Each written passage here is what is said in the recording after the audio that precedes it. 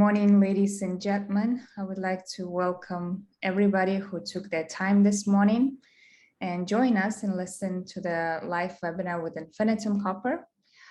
Our discussion today will be centered around copper, why this metal is important for the future economy, and how the companies will respond to the upcoming copper deficit. And our presenting company, Infinitum Copper, a junior exploration company, will share their view on the market and how they will be addressing the upcoming copper supply shortage. My name is Adina, and I'm a director at Emerging Markets Capital that is hosting this event. So EMC is a private mining investment firm. We're based in Hong Kong, and we're an early investor in Infinitum Copper. And just a quick reminder for you that this webinar is for informational purposes only. So as I mentioned, Infinitum Copper is a copper exploration company listed on TSXV under INFI ticker, and they're focusing on exploring the highly prospective copper projects in Mexico and the US. And we have a great team today speaking. First of all, Dr. Peter McGaugh. He's a co-founder of Max Silver with over 40 years of experience, and he's a renowned geologist in the Mexican geology. His team was credited for significant discoveries, including Platosa, Juanicipio Fresnillo, and Cinco de Mayo. He's a 2017 PDAC Ty Lindsley Award. And next we have Steve Robertson. He is a CEO, geologist with over 30 years of experience in exploration, mining operations, and executive roles in mining, including 24 years at Imperial Metals, where he was responsible for the Red Crest exploration. And we also have Jorge Ramiro Monroy. He's a capital markets advisor for Infinitum Copper, bringing over 10 years of experience of investing in the mining sector. He's the CEO of Reina Silver, and he currently serves on board of Sierra Madre Gold and Silver. Just a little bit about the logistics for today's webinar. First, we will listen to the Infinitum Copper presentations for around 35 minutes. And I encourage you to ask questions throughout the presentation. You can do that in the Q&A box you see on the bottom of your screen, or you can use the chat box, or you can drop me an email as well. So with this, I'm handing over to Steve. So okay, I'll start sharing my slides. Jorge is actually going to present first. Thank you, everyone. It's a pleasure to be with you all, and it really is a pleasure to have an opportunity. I think this is the first time that we have an opportunity to have a dedicated webinar for Infinitum Copper since it went public a few months ago. And I don't know if you all heard, but we finally had our OTC listing a few days ago. So that's obviously very exciting, because there's tremendous interest in copper here in the US. So I wanted to let you know a little bit about the history of the company. And I think many of you know me because I'm the CEO of Reina Silver. And really, Infinitum Copper is a company that I together with a few partners, had the great fortune of starting roughly at the same time as Reina Silver. And again, the concept of the company was exactly the same. And it's very much a concept that was developed around having the good fortune of meeting Peter McGaugh in about 2014. I had an opportunity to meet Peter. Actually, I think our first meeting was in Japan. We were there to speak with some Japanese investors, and during that time I was impressed with obviously Peter's track record, but also his scientific and approach to exploration, combined with an incredible business acumen that you don't often see in geologists. I think I'm very lucky to say today that both Steve Robertson, the CEO of Infinitum, and Peter are incredibly fluent in capital markets and have really come up with a formula where you can structure a company around assets that have tremendous potential, but also make the company work well. So the reason we're here today is to tell you a little bit about Infinitum Copper. Again, the concept behind the company is very much around district scale exploration.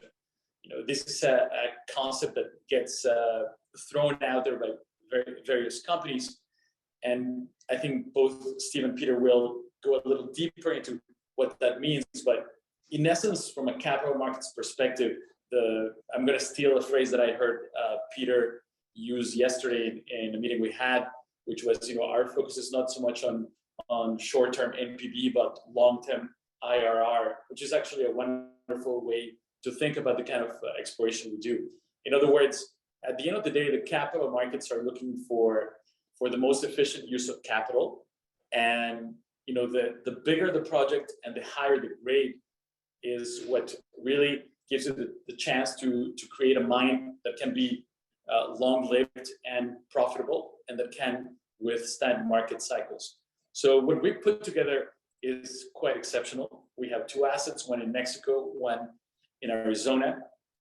If you look at Reyna Silver, we followed a different strategy of always being diversified jurisdiction-wise. And we're a new company. We went public very recently. We have 38 million shares outstanding. I'm personally a significant shareholder of the company, as is Peter, as is Steve. We run this company really thinking about it, as ourselves being the investors. We have about 1.3 million in the bank. Our share price is come down a little bit since we went public, but it's still, it really is a tremendous buying opportunity, because since we went public, we announced a second acquisition, which is in Arizona, and both Stephen and Peter will talk to you a little bit about it. We have strong institutional support in the company, in addition to insiders owning 23% of the company. And if we go to the next slide, I would like to take the opportunity to, and again, I don't know if, we'll get to the next slide. If I don't know if we've many of you probably familiar with both Peter and Doug, but I'll take just a very brief moment, just in case you had never heard of them before this webinar. Peter is one of the most successful exploration geologists of the last 20 years. He knows Mexico like the palm of his hand. And the Adelita project today is a project that Peter and his business partner, Jose Rafael Gallardo, who's also our exploration manager at Adelita, put together as a district scale project. And then Doug Kerwin, who is actually one of our original investors, and he's a former VP of exploration of Ivanhoe. He participated in the discovery of the Hugo-Dummit ore body at Oyu Tolgoi, one of the largest copper gold mines in the world, now owned by Rio Tinto. And a brief introduction of myself. I'm the co-founder of the company. As I said, I'm a significant investor in the company as well. And my background is with capital markets. So with that, I'll pass it to Steve Robertson to walk us through the rest of the presentation. Okay, actually, I'll ask Peter if you'd like to present his slides now. Okay, so good morning. It's a pleasure to be talking to you all about Infinitum Copper this morning. And, if you've heard me talk about some of the properties that Reyna Silver has, they're carbonate replacement deposits, and we have a carbonate replacement deposit as one of our key property, of our two key properties here in Infinitum. And this, we've learned in the last 30 years much more about exploring for carbonate replacement deposits. We understand the regional and district controls. We recognize that there's a spectrum of carbonate replacement to skarn to porphyry. And porphyry really matters in the world of copper. So porphyry coppers, when they're placed in a carbonate section, will make a high-grade copper-rich CRD style of mineralization, and we can apply the other tools that we use for CRD exploration in other places. And the really important thing is, from an exploration standpoint, blind discoveries are being made in the world of carbonate replacements. And stealing a little bit of Steve's thunder, we're actually making blind discoveries on our Adelita project already. So one of the things you look for in a carbonate replacement deposit is a series of features that tell you it's in the family of the big deposits. Location, location, location. You want to be on Main Street in the carbonate porphyry belt. We are within 35 kilometers of one of Mexico's larger porphyry copper mines. So we're clearly in a porphyry neighborhood. As far as being at the top of the carbonate section, our carbonate section is standing on end. So it continued. We don't know how deep it goes, but there's every reason to believe it goes to considerable depth. And we see high-grade silver, gold, lead, zinc, and especially copper in this. So these are all favorable things, and we're looking for the ability to check a number of these additional boxes as we advance the property. When we look at these, here's just a model of how these work. That intrusive stock that you see over on the left, that could be barren or a productive copper or moly porphyry. We're in the neighborhood, as I mentioned, of productive copper porphyries, so that may well be what's driving this system. And then surrounding that, you have skarn, which is just high temperature alteration, which is overprinted by the sulfide stage, which is what bring in the values that we care about. So where we think we are in Adelita is actually fairly close to that intrusive stock in that high-grade skarn, copper, gold, silver, lead, zinc environment. So when here's Bingham Canyon as an example. There's that porphyry copper in the center. The hatchered zone around it is the skarn, and what you see in black are the lead, zinc, silver mantos. So this is a model that we can apply to use for exploring to find that porphyry center as well as the high-grade skarn around the middle. And so this is one of the ideas that we're taking into the field with us at Adelita. Next. And a different way of looking at this is what we call the hub and spoke model. That porphyry is actually the center of mineralization, and the mineralization moved outward from that in a number of different directions. None of these systems of any importance has only one spoke. So there's plenty of reasons to think there's additional mineralized zones on the property in addition to where we started. And as Steve will tell you about the Truncas zone, that was a blind zone, very good gold-rich mineralization, good silver, good copper too, probably a totally separate spoke from where we found the original mineralization at Adelita. Just comparing to a couple of other systems, Leadville in Colorado is associated with a barren stock. Again, there's Bingham associated with very high-grade replacement mineralization. And that turns it over to Steve to take my conceptual backgrounder here for you, and he's going to show you how it applies more specifically to the properties where we're working. Okay, thank you very much, Peter. Appreciate that. And just want to comment on the mineral specimen that you've got behind you. Absolutely spectacular. One of the great things about working in carbonate replacement systems is there are spectacular grades and spectacular mineral specimens that come out of them. Before I get into the discussion about Infinitum and our two properties, we're going to talk a little bit about copper. Why are we in the copper business right now looking for new copper deposits? And it's all about supply and demand. The fundamentals for copper are as good as I've ever seen in my career right now. The demand just continues to increase year over year over year, and the supply is not only constrained now, but it looks like we're coming to a situation in about 3 years where the supply is really going to not be able to keep up at all with any projections of demand, and we're going to have a supply crunch. So we like being in the copper business. You can see here the consumption just increases year over year. There may be little blips in the system, but quite frankly, the trend is certainly upward. Now, this is a big part of the story on the supply side, and this is a chart showing the number of discoveries that have been made over the last 30 years, major discoveries globally. And you can see that in the first 20 of those 30 years, the average discovery rate was 10.4 discoveries per year. And then in the last decade, we dropped down to about 1.6 discoveries per year. So a drop of an order of magnitude in the number of discoveries being made, despite the fact that our exploration budgets are going up and we're actually looking harder to find them.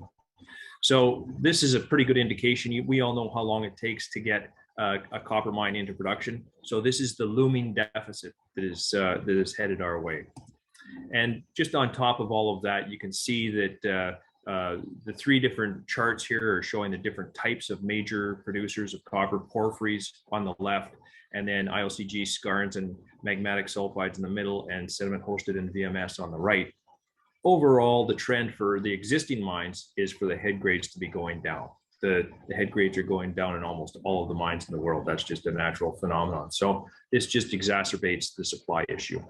So now we'll go on and talk about the two projects that we've got in Infinitum Copper. And as Jorge had said, we developed Infinitum Copper to be a premier copper explorer. So we're looking for good projects where we have the opportunity to discover something that's going to make a significant change in value in the company. So the two projects we have, La Adelita down in Sonora State in Mexico, and Hot Breccia project that is up in the Great Arizona Copper Belt. Really, the two districts are adjacent to one another. The geology doesn't stop at the border, so it's not shouldn't be surprising to any of us that copper is actually a major product from Mexico. Mexico is number 9, I think, globally in terms of copper production. Canada is the 4th largest copper mine in the world, and so this is really a natural place to be looking for copper.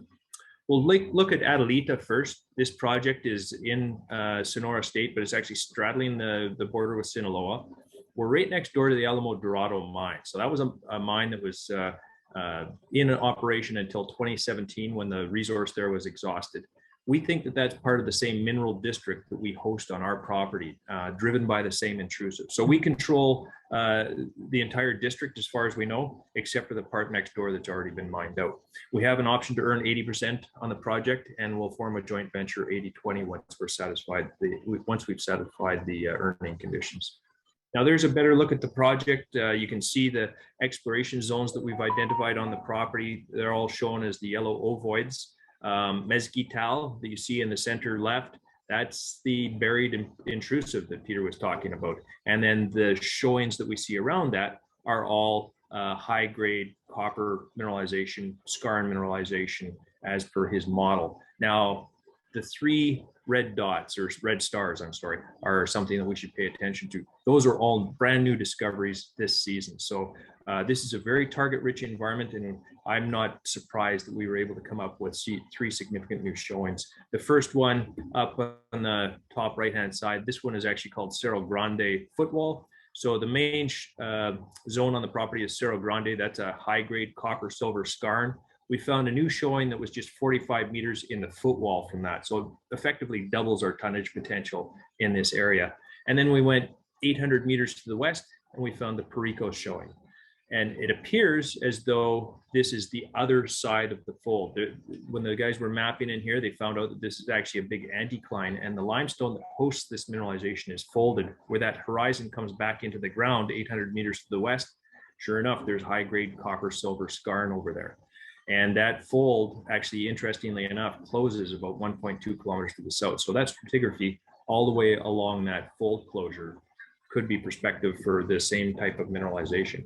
So one of the things we've done to guide our exploration in this area is we've put in 7 lines of magnetotelluric geophysical survey in the area to help identify areas where we could have conductors there. And that's going to prioritize certain areas for us to go in and do prospecting and trenching to see if we can find more mineralization along that trend. So very good prospects in this area to find additional mineralization.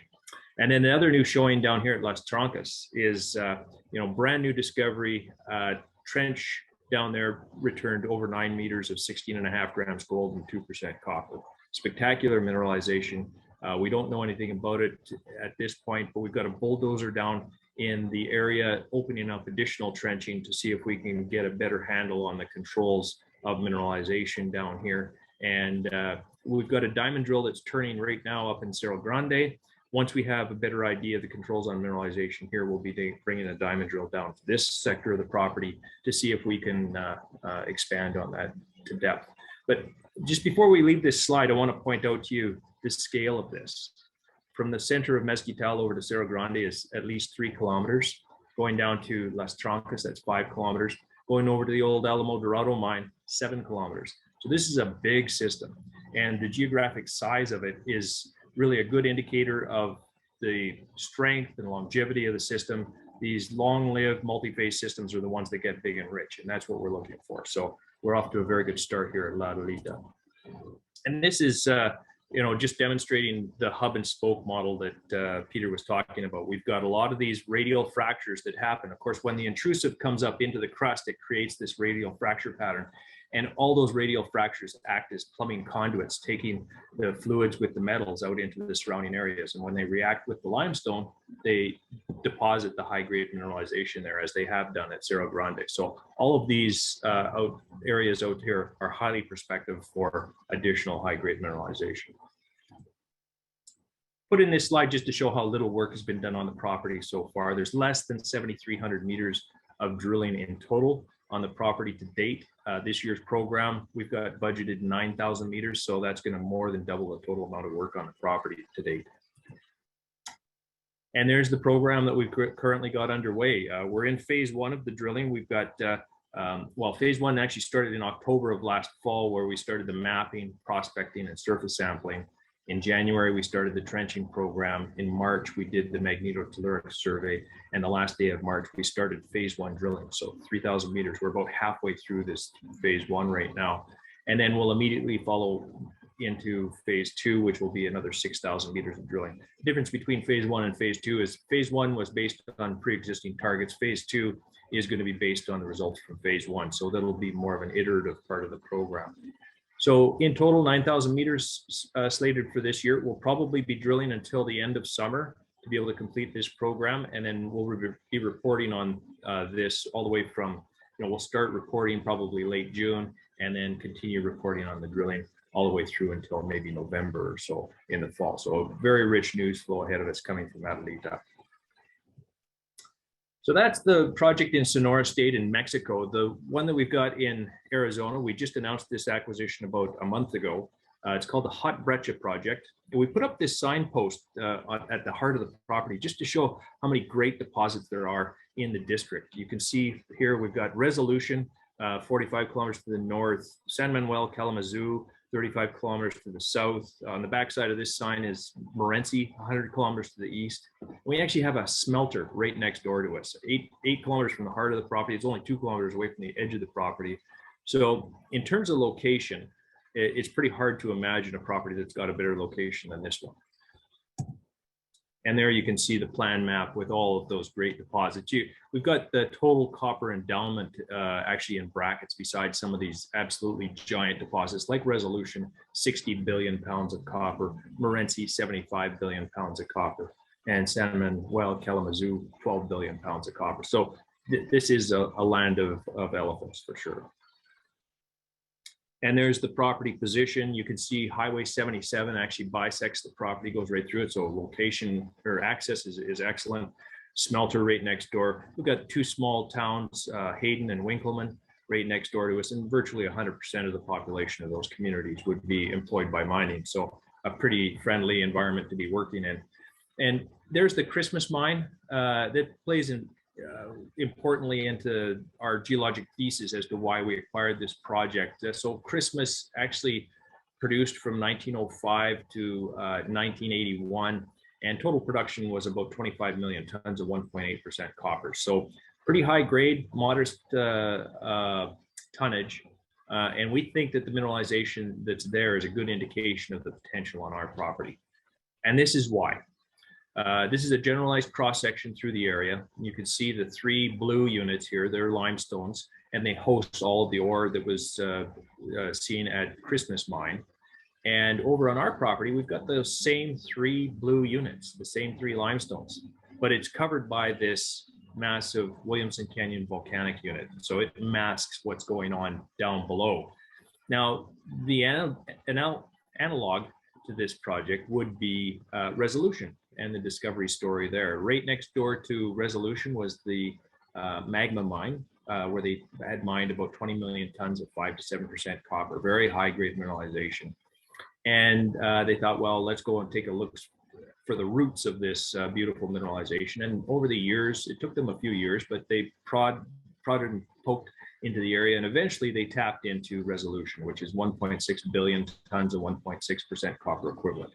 An absolutely spectacular copper deposit. And here we are looking for the same style of mineralization here. I think just based on that analog, it's a pretty good story, but it goes further than that. A guy by the name of Larry Barrett did his master's thesis in this area back in 1972. And he mapped in detail the rocks over on the Hot Breccia property.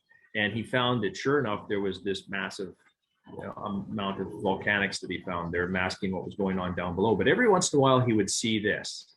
And this is a hydrothermal breccia that is leaking up through the volcanics. And you can see the fragments that are in this breccia. And these fragments were brought up from down below. And many of them are heavily altered and mineralized fragments of the limestones from down below. So proof positive that there's an active hydrothermal system at depth. And so after Larry was done publishing his thesis, he went to work for Kennecott. And over the ensuing decade, Kennecott drilled about 8 holes into the area over, it's about 2 kilometers by 1 kilometer. And sure enough, I'll just flip back. Every time they drilled down through the volcanics, they got into these limestones and they were heavily skarn altered and mineralized. Now, unfortunately, those drill holes have all been destroyed at this point. They're no longer in existence. But the gentleman that runs the company we optioned this from actually used to work for Kennecott, and he'd seen these drill holes before they were destroyed, and confirms that the alteration that was observed there is truly spectacular. We don't have full records for the results from these holes, but we have partial records, and we know that there were several samples that were over 1% copper and some that were actually over 3% copper. So we know that there's good mineral endowment in the area. So our approach is that there's been no work done on this since the Christmas mine shut down in 1981. So over 40 years of quiet, and now we're going to go in for the first time with a modern toolbox and be able to apply all the modern exploration techniques to be able to help us better explore this potential deep mineralization. First thing that we're going to do is an airborne VTEM survey. So this is a geophysical technique that's used by Newcrest, for instance, on every property that they have globally, because it does an excellent job of mapping out sulfide systems at depth. And that's exactly what we want to do here. So based on the results of that, we would then take a look at whether we need to do any ground-based surveys, but ultimately this is going to come down to doing some deep drilling. Now, the nice thing about our project here, that Williamson Canyon volcanic unit is only about 400 meters thick. Now it varies quite a bit across the property, but it can be thicker or thinner, but on average about 400 meters thick to get down to the limestone. So that's a pretty reasonable depth to be exploring. So we'll probably need to drill a series of kilometer deep drill holes. We want to do community engagement, get the permitting going, and hopefully we'll be in a good place to start drilling sometime in the fall, certainly before the end of the calendar year. That's the story with Hot Breccia. We've got 2 projects that really complement each other very well. Adelita, has proven to be a rare exploration opportunity in that there's so many, drill-ready targets on the project, and it's already proving its worth with 3 brand new discoveries this year. And hopefully we'll get some exciting drilling results off of that. We're going to be having a nice rich news flow from Adelita over the next at least 6 months. And then a nice complement to that will be Hot Breccia. Hot Breccia is more of a swinging for the fences story where, the potential rewards for discovery here would be absolutely enormous. And I think that this will be a nice complement to the story at Adelita. We'll probably start drilling at Hot Breccia very soon after we're done reporting at Adelita. So that's our story. We've got a portfolio of high quality assets, 2 assets in the portfolio now. We're continuing to look for more. We're working in safe mining friendly jurisdictions, places where you wake up in the morning and know that you still own your deposit, but also a jurisdiction where when you find something of substance, you've got a good chance of being able to permit it and bring it into production. We've got a world-class team at the core of the company that we're building the company around, and we'll continue to add to that world-class team as we move forward. And we've got a rare opportunity with both La Adelita and Hot Breccia to be able to get some exciting drill results early in our corporate history. So that's our very simple story. With that, I'll stop sharing my screen and turn it back to Adina or Jorge. Thank you, Steve. Just nothing else to add from my side, and just to say, echo your sentiment, and really an exceptional company. Really, the valuation is also exceptional, and I think we all agree that we're walking into what seems like a long period of good outlook for copper. It takes place a vital role in the electrification of the world, and it's also a shortage in supply. So I think it's a great combination to have these quality assets, a quality team, and I think I'll pass it over to Adina and see if there's any questions from the audience. Thank you, gentlemen, for the great presentation. Let's move to the Q&A session. So the first question is for Peter. What do you think of the potential at Adelita versus Hot Breccia? Should we concentrate on one or the other? Well, now you're asking me to choose which is my favorite child. They're both projects with very high potential. They're at very different stages. Yes, we know there's been some drill holes in Hot Breccia. That's a long time ago.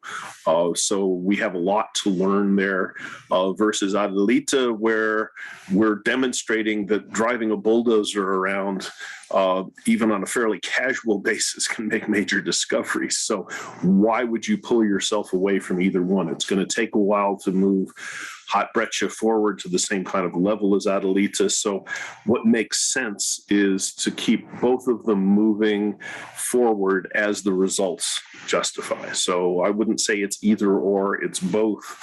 And we have the bandwidth to handle the two. So I don't see that we have to make that choice. The next question is a bit technical. I thought multi-phase porphyritic intrusive formed porphyry copper deposits like Red Chris or Escondida. Why do we get these high-grade skarn and mantle deposits in Mexico instead? Oh, that's the $64,000 geologic question. But the main reason is that you're talking about two different ore forming periods. The CRDs in Mexico are primarily mid-tertiary in age, so 30 to 35 million years, whereas the porphyry belt, which is so prolific across the western US and northern Mexico, is what we call laramide. So it's 65 million years old. So it was the last time Europe and North America collided that created the active subduction. So porphyry copper environment, you dump a porphyry into a limestone, you make a copper-rich skarn. If you don't have a porphyry copper, if you have an intrusion that's pumped into carbonate rocks, you'll make a CRD. So you're really talking apples and oranges, chalk and cheese in terms of the different origin. The processes are very much the same once you've got the intrusion in the carbonate rocks. The results are different.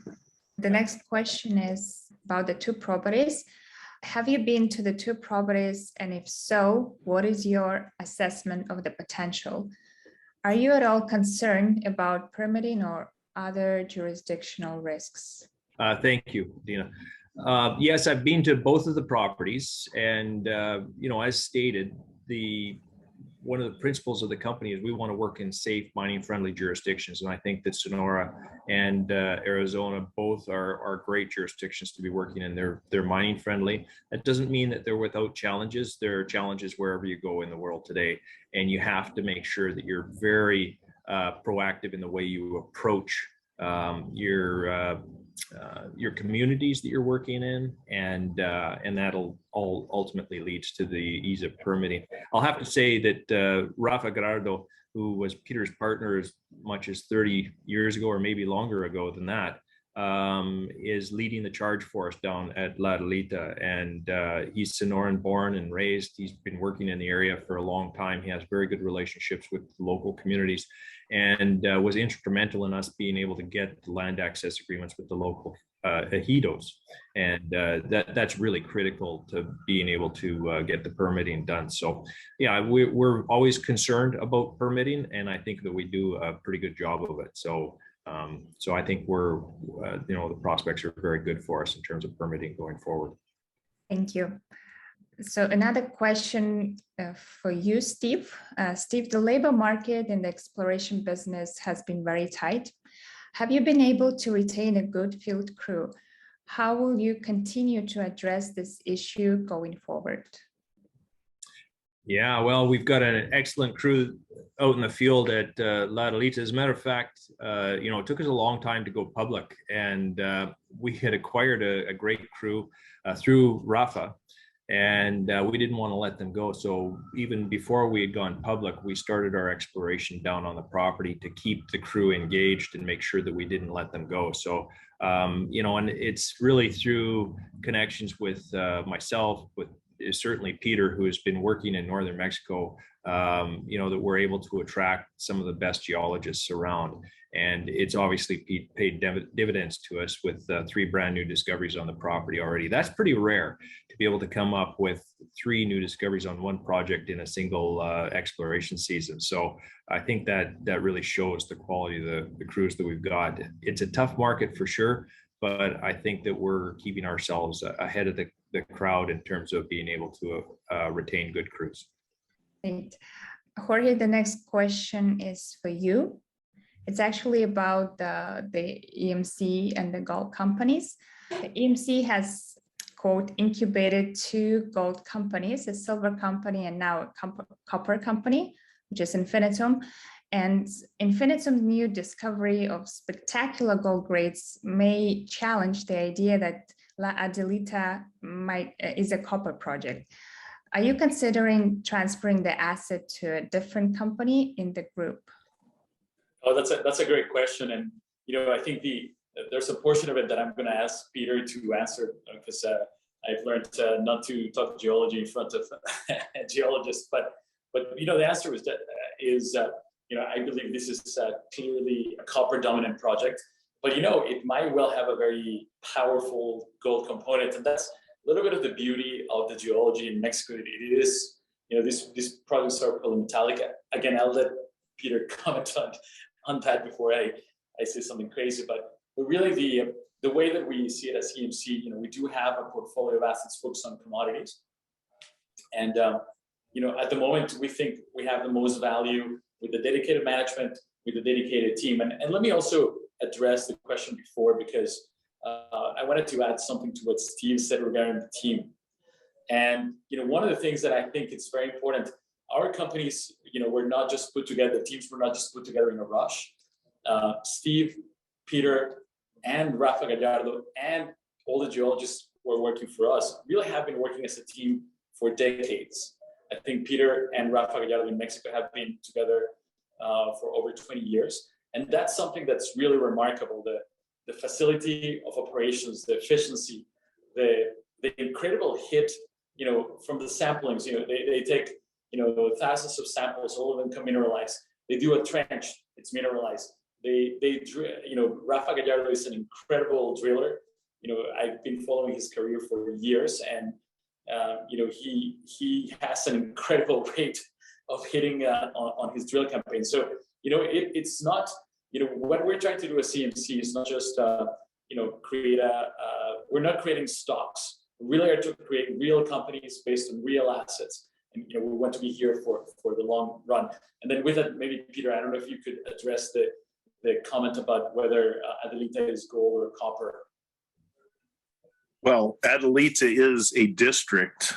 It's an integrated mineral system that is got portions of it that are dominated by copper, portions of it that are dominated by gold. There's a significant silver credit, there's zinc, there's lead.